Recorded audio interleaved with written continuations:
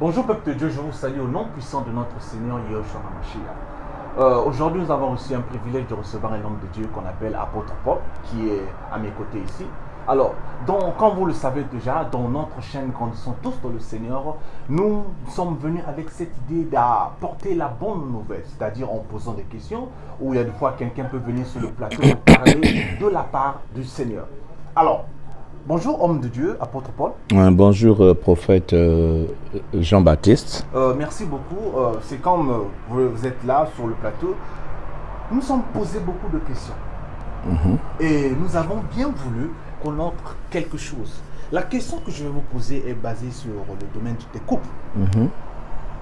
Ma question est celle-ci, parce que nous voulons avoir réellement de l'éclaircissement concernant ce que la parole de Dieu dit, concernant ce que je veux bien vous parler. En fait, qu'arrivera-t-il aux hommes qui épousent des femmes divorcées? Et qu'arrivera-t-il aux femmes qui épousent des hommes divorcés? Ok. Ce que nous pouvons vous dire au peuple de Dieu qui nous suivent, c'est que c'est un problème très complexe que nous avons remarqué sur ce domaine, et nous sommes dans le regret de constater que beaucoup d'enfants vont perdre la vie éternelle. Quand le Seigneur dit dans sa parole que ce jour-là, nombreux viendront et diront: nous avons prophétisé en ton nom, nous avons fait des miracles en ton nom, il dira: je ne vous ai point connu. C'est vrai, nous le verrons s'accomplir. Et ce qu'on peut encore dire, c'est que dans le livre de Osée, notre Dieu nous dit que son peuple périt parce qu'il lui manque la connaissance. C'est-à-dire que c'est le peuple de Dieu qui est en train de périr. Non pas parce qu'ils n'aiment pas Dieu, non pas parce qu'ils ne croient pas en Dieu, mais parce qu'il leur manque la connaissance. Et nous avons constaté qu'il y a même des hommes de Dieu qui se sont retrouvés dans le piège de Satan et qui emmènent beaucoup de femmes et d'hommes divorcés dans le mariage. C'est-à-dire qu'ils sont en train de leur fermer la porte du royaume. Oui. Pour ne pas aller très très loin, en t'écoutant seulement, donc tu essaies de nous faire comprendre que, par exemple, sur la question que je vous ai posée sur le domaine du divorce, si une personne agit dans ce sens, vu la question, ça veut dire que la personne peut rater le royaume des cieux. Ce n'est pas que la personne peut rater, mais la personne va rater le royaume.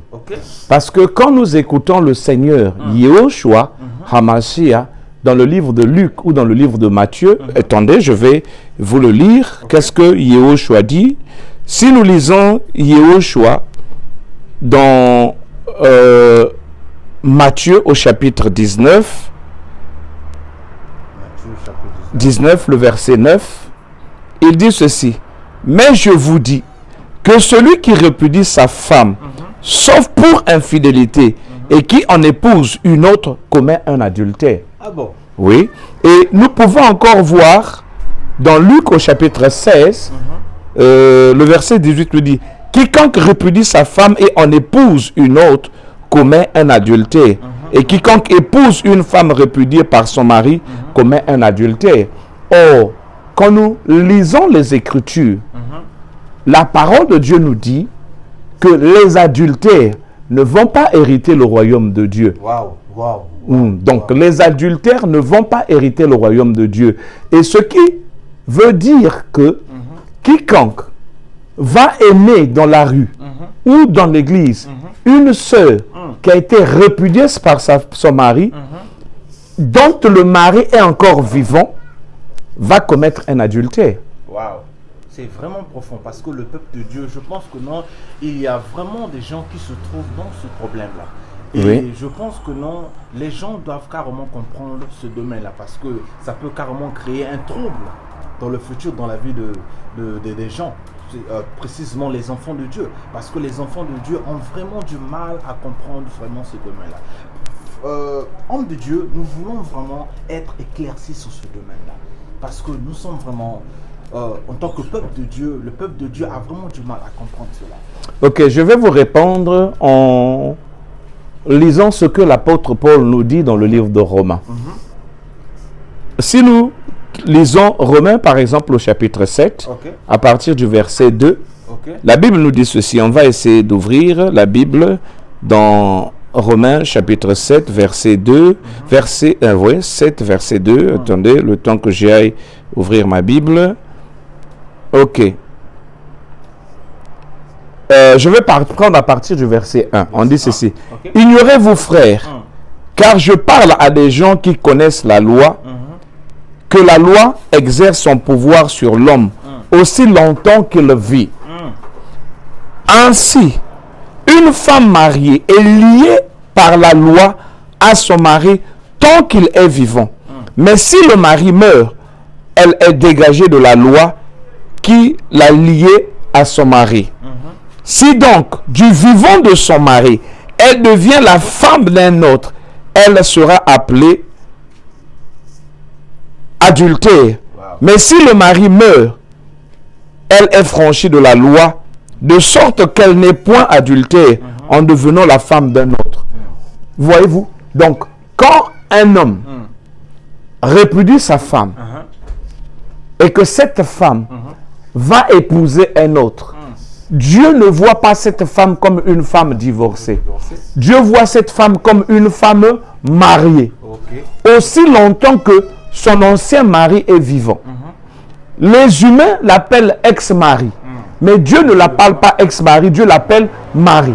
Donc si cette femme-là va aimer un autre homme et que cet homme va payer la dot pour cette femme, cet homme commet un adultère. Donc ça veut dire, si je comprends bien, pour éviter ce domaine d'être adultère, ça veut dire, peu importe les circonstances d'un couple, d'un mariage, parce que nous savons qu'il y a toujours des problèmes dans un mariage. Donc ça veut dire, peu importe ce qui peut se passer, en tant que famille, ils doivent toujours s'arranger à trouver une solution, de peur que la femme se trouve dans ce problème. Oui, ce que les gens doivent faire pour éviter les conséquences dans l'avenir, c'est essayer de régler les problèmes. C'est-à-dire, l'homme pardonne à sa femme ou la femme pardonne à son mari. Maintenant, s'ils décident de divorcer, ça veut dire qu'ils prennent le choix de ne plus se marier. Mais là-dedans, la Bible est précise. La Bible dit, si la femme commet un adultère, l'homme est désengagé. C'est-à-dire que cet homme-là, même s'il se remarie, devant Dieu, il ne commet pas un adultère. Parce que le Seigneur Yéhoshua le dit dans Matthieu au chapitre 19, il dit, sauf pour cause d'infidélité de la femme. Donc quand c'est la femme qui va commettre l'adultère, elle est attrapée dans le lit d'un autre homme, le mari est désengagé. Même si le mari trouve une autre femme, il ne reçoit pas la punition. Mais c'est la femme qui va recevoir la punition. Maintenant, si un homme quitte sa femme, alors que sa femme n'a pas commis l'adultère, la femme n'a pas commis l'infidélité, cet homme-là n'a pas le droit de se remarier avec une autre femme. Parce que s'il se marie, il commet un adultère. Voyez-vous? Donc le problème ici, c'est que le peuple de Dieu ne connaît pas ces choses-là. Et il y a encore un autre point que je pourrais ouvrir ici. Il y a des gens qui pensent que le mariage, c'est la dot. Le mariage n'est pas la dot. Le mariage, c'est l'aval des parents. L'autorisation des parents, frère Jean-Baptiste, le mariage, c'est l'autorisation des parents. Quand nous voyons l'histoire de Jacob avec Léa et avec Rachel, nous nous rendons compte que Jacob travaille pendant les 7 premières années pour épouser Rachel. Mais malheureusement, il est trompé, on lui donne Léa. Et quand on lui a donné Léa, il se plaint. Et le beau-père, Laban, lui donne Rachel. Mais Jacob n'a pas encore payé la dot. Mais ils sont déjà mariés. Jacob doit à son beau-père Laban, mais ils sont mariés. Déjà parce que les parents ont donné l'autorisation. Voilà. Vous pourrez prendre, regarder dans la culture de nos frères des pays occidentaux. Ils ne donnent pas la dot. Si vous allez chez les Indiens, ce sont les femmes qui donnent la dot. Donc en réalité, la dot, c'est pas ça qui fait le mariage. La dot est un cadeau qu'on donne aux parents qui donnent leur fille à un homme. Donc, dans la position de l'adultère, dans la position de divorce, nous trouvons beaucoup de gens là qui ont eu des femmes, mais qui les ont quittées. Ils disent qu'ils ne se sont jamais mariés. Or, c'est faux. Parce que le papa avait dit, va, prends ma femme, ayez des enfants, mariez-vous, et quand vous aurez l'argent, venez et payez. Maintenant, vous trouverez des femmes comme ça, qui ont vécu 5 ans, 10 ans dans la maison d'un homme, bien que la dot n'a pas été payée, qui se sont séparées et qui sont allées épouser d'autres hommes. Ces femmes-là sont dans l'adultère. Et ces hommes-là sont dans l'adultère. Parce que le mariage, comme je disais, ce n'est pas la dot. Le mariage, c'est l'autorisation du parent. En anglais, ils disent hand over. The father hand over his daughter to a man. C'est-à-dire, le papa donne sa fille à un homme. La femme, là, devient sous la responsabilité d'un homme. C'est pourquoi, quand la femme devient sous la responsabilité de l'homme, même quand la femme fait le vœu, l'homme a le pouvoir d'annuler le vœu que la femme fait. Parce que Dieu lui donne cette autorité. Et cette autorité, il le reçoit parce que le papa a dit, prends ma fille pour femme. Et même le papa n'a plus de pouvoir parce qu'il donne son autorité. Il fait une procuration. Il donne son autorité, l'autorité qu'il avait sur sa fille à cet homme. Donc là aussi, il faut que les gens réfléchissent. Ah oui, parce que vraiment... En tout cas, merci beaucoup. Je ne sais pas, voilà pourquoi j'ai même du mal à te poser des questions parce que je ressens la parole de Dieu qui est en train de nous parler de quelque chose de très très important. Et je pense qu'en tant que peuple de Dieu qui est en train de nous regarder, le peuple de Dieu doit comprendre carrément ces choses-là. Parce que si nous ne comprenons pas cela, nous serons toujours dans l'ignorance. Comme tu venais de le dire, mon peuple périt à cause de la connaissance. Du manque de la connaissance. Manque de connaissance, comme tu viens de le dire. Vraiment, peuple de Dieu, nous prions vraiment que nous changions. Et pour que cela se manifeste, le peuple de Dieu doit comprendre la connaissance exacte de ce que le Seigneur est en train de nous dire. Nous avons parlé du divorce et nous avons aussi parlé précisément de concernant la dot. Parce que les gens se disent que la dot, or que normalement, ces choses-là se donnent par autorisation des parents. C'est ça ce qu'on appelle un mariage. Donc tant que si les parents disent oui, ça veut dire que non, devant Dieu, vous êtes déjà mariés. En tout cas, homme de Dieu, vu que nous sommes à la fin, maintenant, nous voulons que tu puisses donner un message au peuple de Dieu, donc, comme une solution en fait, qui peut aider le peuple de Dieu de sortir pour ceux-là qui sont dans ce problème et pour ceux-là qui ne sont pas encore dans ce problème pour trouver une solution de peur qui tombe dans ce genre de situation-là. Oui, le problème c'est que disons la solution c'est celle que le Seigneur a donnée. Il dit l'homme aimera sa femme. Quand l'homme aime sa femme, il a pouvoir de pardonner à sa femme. Et la femme est soumise à son mari. À cause de la soumission dont elle a et de l'amour qu'elle a pour Dieu, elle doit pardonner à son mari si son mari commet une faute. Donc le secret c'est se pardonner les uns les autres. Mais cela ne donne pas aussi le droit aux gens de faire tout ce qu'ils peuvent faire. Maintenant, si les gens décident de divorcer, ils doivent rester comme ça.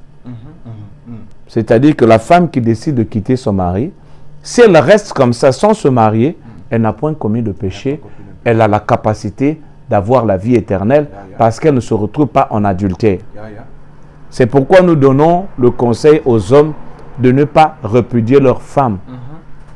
Quand tu répudies ta femme, c'est-à-dire tu l'exposes à l'enfer. tu lui fermes le ciel. Parce que quand nous lisons Lévitique nous dit quelque chose. Je vais voir, je vais chercher.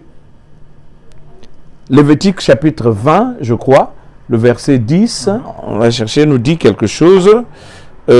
Si un homme commet un adultère avec une femme mariée, s'il commet un adultère avec la femme de son frère, de son prochain, et la femme adultère sera punie de mort. C'est-à-dire que ils vont être punis de mort. Aujourd'hui, la mort, c'est quoi? C'est la mort éternelle. Hein? La mort, c'est-à-dire qu'on te refuse le ciel. Parce que Dieu dit, les adultères n'hériteront point. Hein? Les adultères n'hériteront point le royaume. Donc, quiconque commet un adultère, il ne va pas hériter le royaume. À quoi t'en as l'eau là? Normalement, parce que les Écritures nous le disent carrément. Quand nous lisons Galates 5, on nous parle de ça. Carrément, les adultères n'hériteront pas le royaume. Donc, tant que nous, peuple de Dieu, arrangeons-nous par la grâce de Dieu de ne pas tomber dans ce genre de piège-là. En tout cas, merci beaucoup Dieu pour ce message qui nous a bénis.